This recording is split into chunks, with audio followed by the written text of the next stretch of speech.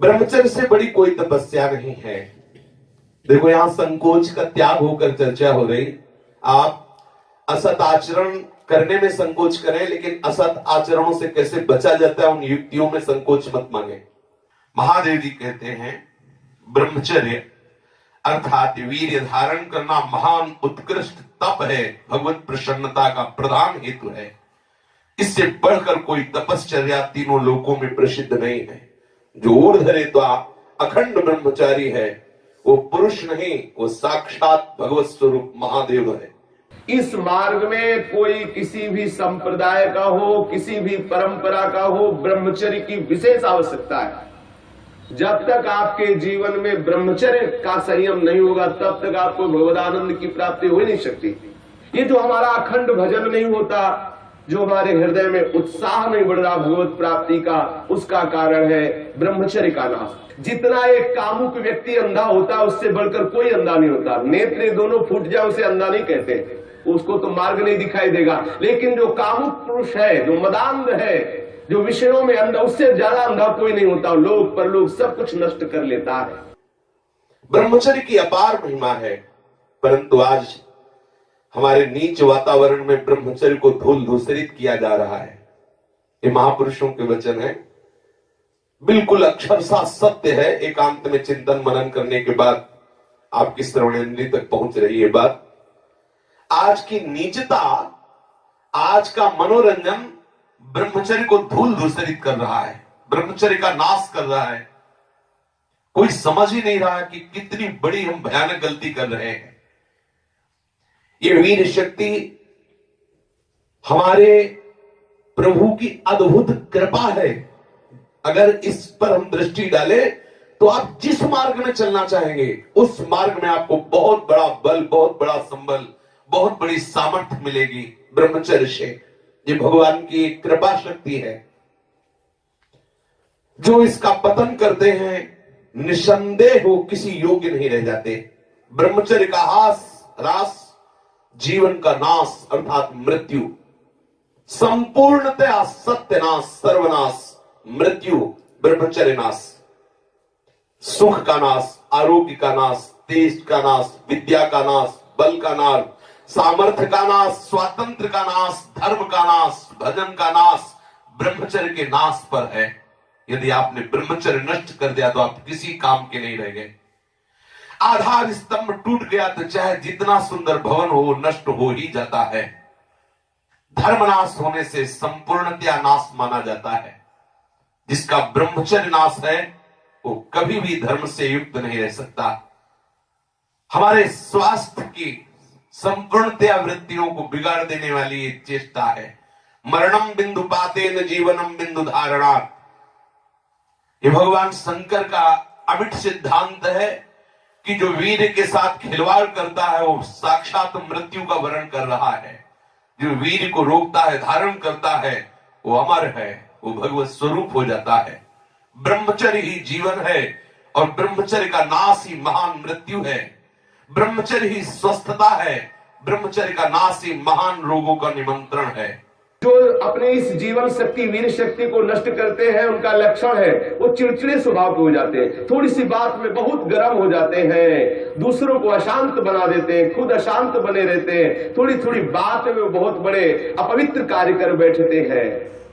जिन्हें ब्रह्मचर्य व्रत रखने की बात जिनके जीवन में आए वो महाक्रोधी हो जाते हैं, ईर्ष्यालु हो जाते हैं, पापात्मा बन जाते हैं और घोर विषयों के गुलाम बन जाते हैं। जैसे जैसे उनकी जीवनी शक्ति नष्ट होती वैसे वैसे उनको लगता है कि विषय में सुख और है, इससे नहीं तो इससे, ऐसी वासना बढ़ करके उनकी महादुर्गति हो जाती है। यदि आप अपनी इंद्रियों को नियंत्रित नहीं किए, आपने अपने को संयम में नहीं रखा तो सबसे बड़ी मूर्खता कर रहे हो।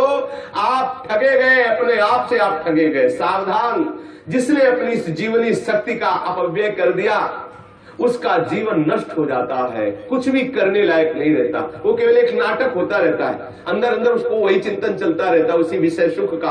और अवसर आने पर ना प्रगट में अवसर ना आया तो चिंतन मात्र से। देखो, इस शरीर में कहीं भी वीर की शक्ति की थैली नहीं है। जैसे पित्त की थैली, ऐसे ऐसे अलग अलग, ऐसे कहीं भी कोई कोष नहीं है। कोई ऐसा शरीर में स्थान नहीं है जहां से आज भी डॉक्टर ऑपरेशन करके निकाल सके कि देखो ये वीर शक्ति का स्थान है। हर नस नाड़ी में वो व्याप्त शक्ति है। जब आप मन से संकल्प करते हैं उसी समय वो पूरे शरीर से संचित होकर एकत्रित हो जाती है। उस एकत्रित होने वाली नाड़ी का नाम है मनोवाह। और जिस समय आपने कामता पूर्वक संकल्प, आगे वर्णन आएगा, संकल्प किया उसी समय आप बेकार हो गए। वो भले किसी कारण से बाद में वो शक्ति नष्ट हो, लेकिन बेकार आप उसी समय से हो गए। इसलिए सावधानी पूर्वक गंदे क्रियाएं, गंदे लोगों का संग और गंदे विचारों को अपने अधीन किया जाए। ब्रह्मचर्य के अभाव में हृदय सूखने लगता है। भगवत प्राप्ति की क्या, संसार की उन्नति की भी भावना नहीं रह जाती। लोक परलोक सब उजड़ा हुआ नजर आता है। जो ब्रह्मचर्य छीण करता है उसकी स्मृति का नाश हो जाता है, नेत्रों में कम दिखाई देने लगता है और लघुशंका के साथ वीर शक्ति का स्खलन होने लगता है। वो जान नहीं पाता, उसकी जीवनी शक्ति नष्ट होने लगती है। वो बिना किसी कारण अशांत बना रहता है, लाखों चिंताएं उसके मन में डुलने लगती है, वो दुर्बल होने लगता है, बड़ा निद्राल का वो वशीभूत हो जाता है। जरा सा निद्रा रही, जरा में हम तो देखते हैं लोग बैठते ही सोने लगते हैं और मोटापा बढ़ जाता है, आलस्य बढ़ने लगता है, उदासी आने लगती है, हृदय में घबराहट पैदा होने लगती है, श्वास अवरोध होने लगता है, कष्ट से श्वास या श्वास तीव्र गति से चलने लगती है, यक्षमा हो जाता है, पृष्ठशूल रोग हो जाता है, कटिवात हो जाता है, शिरोवेदना बढ़ने लगती है, जोड़ों में दर्द होने लगता है, दुर्बल हो जाता है और निद्रा के समय उसका जो शक्ति है वो क्षीण होने लगती, बह जाती, उसको पता ही नहीं लगता। मानसिक अस्थिरता, विचार शक्ति की दुर्बलता, ये भयानक भयानक कमजोरियां उसके जीवन में प्रकट हो जाती है, जो इसे मनोरंजन समझता है।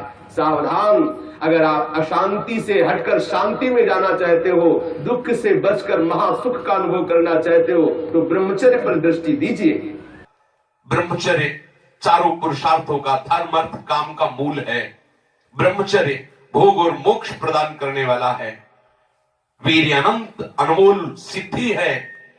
इसी वीर के बल से जिस देवता को चाहो तुम अधीन कर सकते हो, उसके नाश से तुम पूर्ण पतित नीच बन सकते हो। बिना ब्रह्मचर्य धारण किए हुए कोई पुरुष कदापि किसी भी श्रेष्ठ पद का अधिकार नहीं प्राप्त कर सकता। वीर भ्रष्ट पुरुष कदापि पवित्र नहीं, कदापि धर्मात्मा नहीं, कदापि महात्मा नहीं हो सकता। वो दंभ और पाखंड भले कर ले। बिना ब्रह्मचर्य के प्रत्यक्ष इंद्र भी तुच्छ है, पद दलित है। साधारण मनुष्यों की तो बात है क्या, परमार्थ के पथ पर या व्यवहार के पथ पर जिधर भी तुम जाना चाहते हो, अति आवश्यक है ब्रह्मचर्य।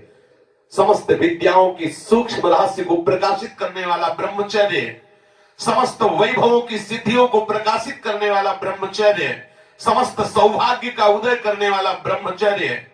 ब्रह्मचर्य सर्वश्रेष्ठ मंत्र है, ब्रह्मचर्य सर्वश्रेष्ठ तपस्या है, ब्रह्मचर्य सर्वश्रेष्ठ बल है, स्वतंत्रता है, महान उन्नति है। ब्रह्मचर्य ही हमारी संपूर्ण सिद्धियों का एकमात्र बीज है, रहस्य है। जो साधक या जो गृहस्थ 20 वर्ष अगर गृहस्थ में जाना है तो 20 वर्ष तक किसी भी स्थिति में ब्रह्मचर्य नष्ट नहीं होना चाहिए। यदि ब्रह्मचर्य नष्ट करते हैं तो वो गृहस्थी के योग्य नहीं रह जाते। उनके घर में भ्रष्टाचार होता है, संतानें भी होती है तो वही होती है जो किसी योग्य नहीं रहते। शास्त्र के सिद्धांत से चलने वाले उपासक को, अर्थात भगवत प्राप्ति के मार्ग में चलने वाले उपासक को चाहिए, अगर वो गृहस्थ है तो जब ब्याह हो उसी के बाद शास्त्र मर्यादा से ब्रह्मचर्य खंडित करे, ये उसका उपासना का स्वरूप ही माना जाएगा। लेकिन यदि वैरागी है, भगवत मार्ग का पथिक है, तो अष्ट मैथुनों से बचे। गृहस्थ हो तो उचित संतानोत्पत्ति के लिए भगवत प्रार्थना से युक्त होकर, हे करुणा निधान, मैं आपकी आज्ञा का पालन करने के लिए अपने ब्रह्मचर्य को क्षीण करता हूँ। आपकी कृपा प्रसाद से मैं आपकी प्राप्ति के लिए गृहस्थ धर्म रूपी पूजा आपको स्वीकार करने के लिए प्रार्थना करता हूँ। प्रभु, ये पूजा है, आप स्वीकार कीजिए। वो गृहस्थ धन्य है जो ब्रह्मचर्य पूर्वक संतानोत्पत्ति की क्रिया करके भगवान की आराधना करता है। जो विरक्त संपूर्ण रूप से ब्रह्मचर्य है उसको विशेष साधना नहीं करनी पड़ती, अपने आप भगवती स्मृति अखंड होने लगती है, क्योंकि महाआनंद स्वरूप ब्रह्मचर्य है। महाआनंद, आप सोच भी नहीं सकते कि ब्रह्मचारी को कितना आनंद होता है।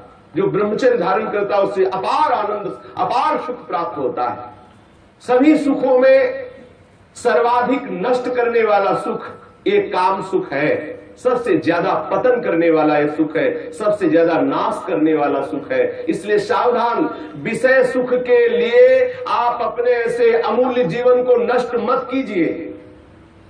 पहले जो गृहस्थ जन होते थे ब्रह्मचर्य, 25 वर्ष तक तो सब कोई ब्रह्मचर्य रहता था, चाहे वो गृहस्थ हो, चाहे वो विरक्त में जाना हो, चाहे वो जिस मार्ग में जाना हो। 25 वर्ष तक तो सबकी नींव ब्रह्मचर्य से युक्त होती है। अब 25 वर्ष तक तो हजारों दुर्गति हो जाती है, क्योंकि ऐसे ऐसे साधन चल चुके हैं, ऐसा कुसंग हो चुका है, वो दृश्य देख देख करके उनकी भावनाएं दूषित हो गई, वो अपने को नष्ट कर लेते हैं। फिर क्या रह गया जीवन? ये अमूल्य मनुष्य जीवन किस काम का रह गया? जब 10 वर्ष ब्रह्मचर्य रहकर भगवत भजन करके संतान उत्पत्ति करते थे तो उन माताओं के गर्भ से कोई भगवत प्राप्त करने वाले साधक पैदा होते थे, या कोई महावीर पैदा होते थे जो देश की रक्षा के लिए अपने प्राणों को समर्पित कर देते, जो समाज को सुख पहुंचाने वाले ऐसे बालक पैदा होते थे। ब्रह्मचर्य के बिना पूर्ण, चाहे गृहस्थ हो चाहे विरक्त हो, कोई भी हो, वो पूर्ण पशु जीवन है, पूर्ण पशु जीवन है। सांसारिक व्यक्ति बनकर के मत अपने जीवन को नष्ट करो, आप अपने हाथों से अपना नाश कर रहे हो। ध्यान रखो, ये गलती जो तुम कर रहे हो ये आपको दोबारा मनुष्य जीवन मिलने वाला नहीं है। ऐसी गलती करके तुम्हें बहुत पछताना पड़ेगा। मौज मस्ती, लोग काहे की मौज मस्ती? धर्म मर्यादा का नाश करके, गुरुजनों की बनाई हुई शास्त्र मर्यादा का नाश करके तुम सुख प्राप्त कर सकते हो।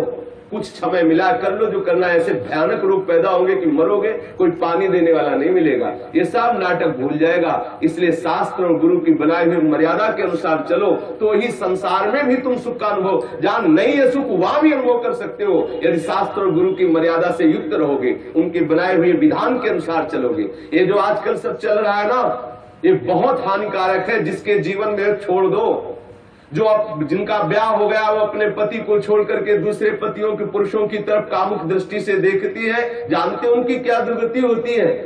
हाँ, पति वंचक परपति रति करई, रौरो नरक कल्प शत परई, और विधवा होए पाए तरुणाई, अगला जन्म होगा और वैधव्य को प्राप्त हो जाएगी। जो पुरुष अपनी पत्नी का त्याग करके पर स्त्री से गमन करता है तो नरक में जाकर के उसको तपाए हुए लोहे की लाल लाल ऐसे स्त्री आकृति से उसे हजारों वर्षों तक चिपकाया जाता है और जलता रहता है। वहां मरना तो है नहीं। ऐसा मत सोचो कोई देख नहीं रहा। जैसी थरिवंश नरक गति दुर्भर यम द्वारे कटियत नख छीके, वहां ऐसा हिसाब है कि कहां छीका, किस लिए छीका, और आपकी नाक काट दी जाएगी। मतलब वहां उंगली उठाने पर आपको दंड है। किस लिए उठाया, किसको उठाया, किस कारण से उठाया, किस समय में उठाया, एक एक वस्तु का हिसाब है। आप समझते मुझे कौन देख रहा है, क्या जान रहा है, मौज मस्ती ले लो। कुछ समय दिया गया आपको, ये मनुष्य जीवन कुछ समय दिया गया। आप चाहे जो कर लो, चाहे जितना दुराचार कर लो या सदाचार करके श्री कृष्ण को रिझा लो, या दुराचार करके नरक की यात्रा कर लो। बहुत सावधान। यहां वर्णन कर रहे हैं महापुरुष जन कि जो जीवन में ब्रह्मचर्य शक्ति है, जिसे शुक्र कहते हैं, जिसे वीर शक्ति कहते हैं, इसका जो नाश करता है वो भयानक रोगों से ग्रसित हो जाता है। इसका एक नियम है, गृहस्थ धर्म का नियम है। इस पर हमारे शास्त्रों में सब वर्णन, इसीलिए सत्संग करना चाहिए। अब क्या है, आज मनोरंजन, लोगों को रिझाना, वक्ताओं को पसंद आ गया है और जो श्रोता है उनको वही पसंद आता है। थोड़ी देर चटकीली बातें की, संगीत बजा, नाचे कूदे, घर गए, बोले कथा सुन के आए हैं। कथा का तात्पर्य, सत्संग का तात्पर्य आपका कुसंग का त्याग हो जाए। आप जो दुर्गुण दुराचार प्रवृत्तियों में रत है उनका त्याग हो जाए, उससे सत्संग। मानो सत्संग सुन के आए तो आपको थोड़ी देर तो खो जाना चाहिए। दूसरे को अपने आप पता लगे कि ये सत्संग सुन के आ रहा है, खो गया। अपने अंदर की कमियों को देख देख करके वो रो रहा है, हे करुणा निधान, मैं इतना नीच हूं, अभी तक तो मैं जान ही नहीं पा रहा था कि ये गलतियां हैं, मैंने कितनी गलती की, हे करुणा निधान, अब मुझे इन गलतियों से उबारो। सत्संग वो वस्तु है जो अपनी ब्रह्मचर्य शक्ति को नाश करता है, तो उसकी शारीरिक शक्ति नष्ट हो जाती है, चेहरा पीला होने लगता है, चेहरे में झुर्रियां पड़ने लगती हैं, नेत्रों की शक्ति जाती रहती है, नेत्रों के आसपास नीली नीली रेखाएं प्रकट हो जाती हैं, आंखें धस जाती हैं और चेहरे में वो कांति नहीं रह जाती, अर्थात कांतिहीनता आ जाती है, याददाश्त नष्ट हो जाती है। वस्तु रख दी, भूल गए, कोई आज्ञा भूल गए। क्यों भूल गए? क्योंकि ब्रह्मचर्य नहीं, मेधा शक्ति क्षीण हो गई। भगवत स्मरण करोगे, कैसे भजन होगा? क्योंकि भजन वाली वस्तु तो आपने नष्ट कर दी। खिलवाड़ समझते हो क्या इससे? ये मनुष्य जीवन आपको मिला है भगवत प्राप्ति के लिए। सावधान, संतान भी प्रकट होगी तो महावीर और भगवान का प्रेमी महात्मा पैदा होगा यदि आप ब्रह्मचर्य से रहोगे। और कुमारगामी रहोगे तो अप्पू गप्पू पैदा होंगे, फिर जूतों से मारेंगे आपको और बुढ़ापे में पानी नहीं देंगे, सड़ोगे ऐसे पड़े। जो सावधानी पूर्वक इसकी रक्षा नहीं करते उनको अनेक बार बड़ी बड़ी भारी विपत्तियों को भोगना पड़ता है। आप क्या समझते हो? जिस वीर शक्ति से ऐसे सुंदर संतान की उत्पत्ति होती है, उसी वीर शक्ति को आप मनोरंजन में नष्ट कर रहे हैं। ये हत्या है, हत्या।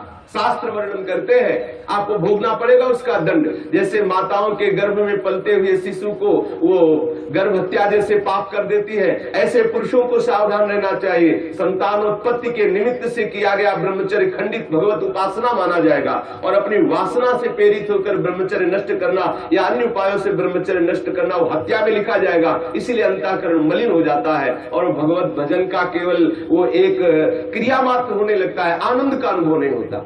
आपको यदि भगवत प्रेम प्राप्त करना है, भगवत भक्ति प्राप्त करना है, तो आप अपनी इस जीवनी शक्ति की रक्षा कीजिए। आप अपनी जो आंतरिक वृत्ति कामुक हो चुकी है उसको संभालने की चेष्टा कीजिए। जो अपने इस स्नायु तंत्र को पुष्ट रखना चाहते हैं उनको अपनी इस मूर्खता को खोना होगा। क्या मूर्खता? वो सोचते हैं कि मैं विषय में अपनी ब्रह्म शक्ति को नष्ट करके, बादाम पा करके, दूध पी करके, मकरंद ध्वज खा करके और अपने को फिर पुनः पुष्ट कर लेंगे। ध्यान रखना, ये जितना पाओगे उतनी वासना पुष्ट होगी। जिसके चेहरे की तरफ देखो ऐसा लगता है जैसे किसी मकान में आग लगा दी जाए तो फिर वो मकान की शोभा क्या होती है। ऐसे जिसके जीवन में पुण्य नहीं रह गए, भगवत आराधन नहीं रह गया, ब्रह्मचर्य नहीं रह गया, सदाचार नहीं है, बड़ों का सम्मान नहीं, उसका जीवन क्या है? जीवन कैसा पशुवत जीवन हो रहा है। छोटे छोटे अभी बच्चे 15-16 वर्ष के माता पिता के अवहेलना करके मनमाना आचरण करते हैं। ये जो ब्रह्मचर्य, इस पर विशेष ध्यान दिया जाए। यदि हम ब्रह्मचर्य पर ध्यान नहीं देते तो स्मरण शक्ति का नाश, शरीर में मोटापा, दिल की कमजोरी, अस्मायिक वृद्धावस्था का प्रकट हो जाना, नपुंसकता, नेत्रों के रोग बढ़ना और नाना प्रकार से अंदर ही अंदर सब खोखलापन हो जाना। ऊपर से हष्ट पुष्ट दिखाई देंगे लेकिन अंदर से पूरी शक्ति का नाश हो जाने के कारण वो मूर्ख हो जाते हैं। मतलब बुद्धि भी मूर्ख हो जाती है, शरीर भी शिथिल हो जाता है, किसी काम के नहीं रह जाते हैं। ये मत समझो कि इतना ही सुख है, यहां तो सुख है ही नहीं। ये जो बच्चे, बच्चियां, माताएं, बहनें या पुरुष अपनी वासना का शिकार हो चुके हुए हैं, उनको खेद करना चाहिए बात सुनकर और सावधानी पूर्वक आगे बढ़ना चाहिए परमार्थ में। गलती का पोषण नहीं करना चाहिए। आज हमारी ऐसी बेईमानी है कि हम अंदर की इन गलतियों को छुपाते हैं और थोड़ा सा भी गुण होगा तो उसका प्रचार करने लगते हैं। अंदर की गलतियों को गलती मान करके उनको दूरी किया जाए, चाहे वो बच्चा हो, चाहे वो जवान हो, चाहे बूढ़ा हो। गलतियों को छोड़ करके भगवत मार्ग में आगे बढ़ो तो आनंद का अनुभव होगा। ये प्राणों की पूर्ण शक्ति है, जीवनी शक्ति है, इसे व्यर्थ में नष्ट मत करो। सावधान हो।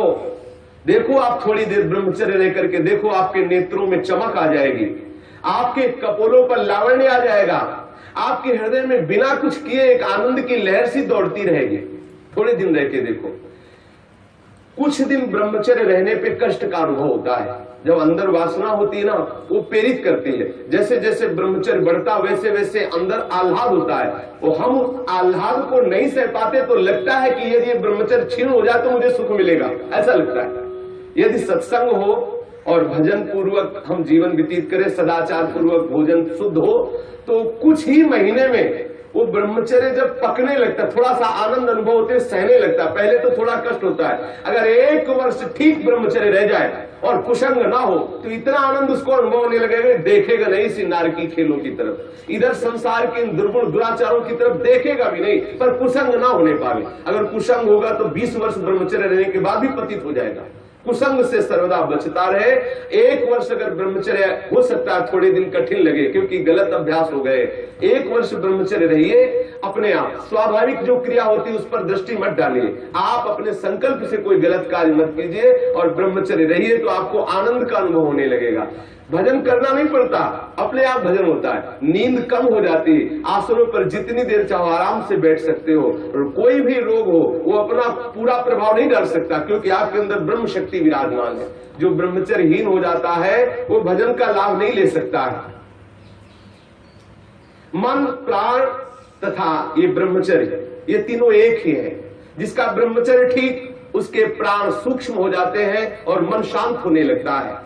जिसका ब्रह्मचर्य ठीक नहीं, स्थूल प्राण होने लगते हैं। पहचान है, ऐसे भैंसे की जैसे श्वास निकलती, जब सोते तो बड़े भारी ऐसे घोटे शोरगुल होता है, स्थूल प्राणों का लक्षण है। और मन उनका चंचल होता है, उनकी श्वास, उनका मन, उनका ब्रह्मचर्य, तीनों क्षीण होने से फिर न कोई भजन होता है, न कोई साधन होता है, न कोई चिंतन होता है। जिसकी श्वास स्थूल होती, मन चंचल होता है, उसका चिंतन एकाग्र नहीं होता है। ये बहुत काम की बात है, इसे संभाल कर रखिए। मत समझिए कि कोई साधारण बात हो रही, इसको संभाल लीजिए। यदि आप विरक्त हैं तो संपूर्ण रूप से आप सावधान हो जाइए। यदि गृहस्थ हैं तो संयम में आ जाइए। एक पत्नी व्रत धारण करते हुए, संतानोत्पत्ति की भगवत पूजा का भाव रखते हुए ही गृहस्थ धर्म में ब्रह्मचर्य को खंडित कीजिए, अन्यथा ब्रह्मचर्य को धारण कीजिए। सावधान रहिए।